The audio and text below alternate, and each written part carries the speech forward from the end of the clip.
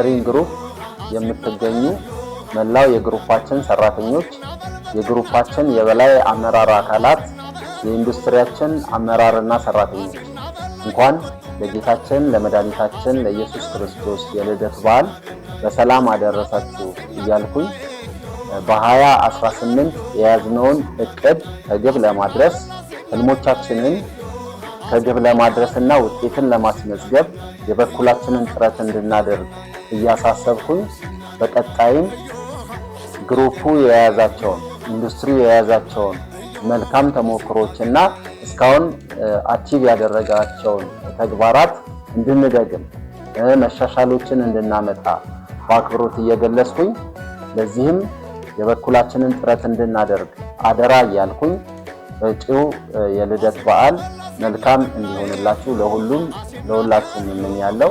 አመሰግናለሁ። እንኳን ለጌታችን ለመድኃኒታችን ኢየሱስ ክርስቶስ የልደት በዓል በሰላም አደረሳችሁ።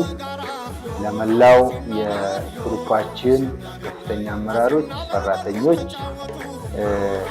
እንዲሁም ለኢንዱስትሪያችን ለብረታ ብረት ፋብሪኬሽን ኢንዱስትሪ ሰራተኞች፣ አመራሮች በሙሉ በዓሉ የሰላም፣ የደስታ፣ የፍቅር፣ የብልጽግና እንዲሆንላችሁ እየተመኘው እንግዲህ ያው በዓል ሲከበር የጌታችንን ኢየሱስ ክርስቶስ ልደት እያሰብን በኢንዱስትሪያችን ለአቅመ ደካሞች ለተቸገሩ ወገኖቻችን ያለንን በማካፈል በዓሉን በጋራ እንድናሳልፍ እያሰብኩኝ ወይም እየተመኘው እንግዲህ እንደሚታወቀው ኢንዱስትሪያችን በከፍተኛ ሁኔታ በምርታማነቱን ለማሳደግ ጥረት እያደረገ መሆኑ በዓሉን ስናከብር ለየት ያለ ደስታ እየተሰማ እናከብራለን። እንግዲህ መላው ሰራተኛ ሁሌም እንደምንለው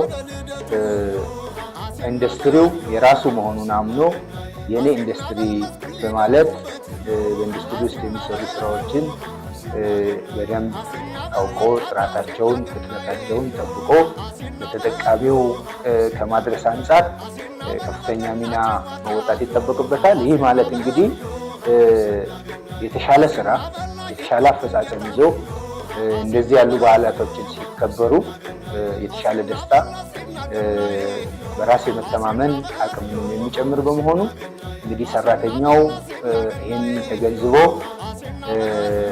ለኢንዱስትሪው ከፍተኛ አስተዋጽኦ ማድረግ አለበት ብዬ አምናለሁ።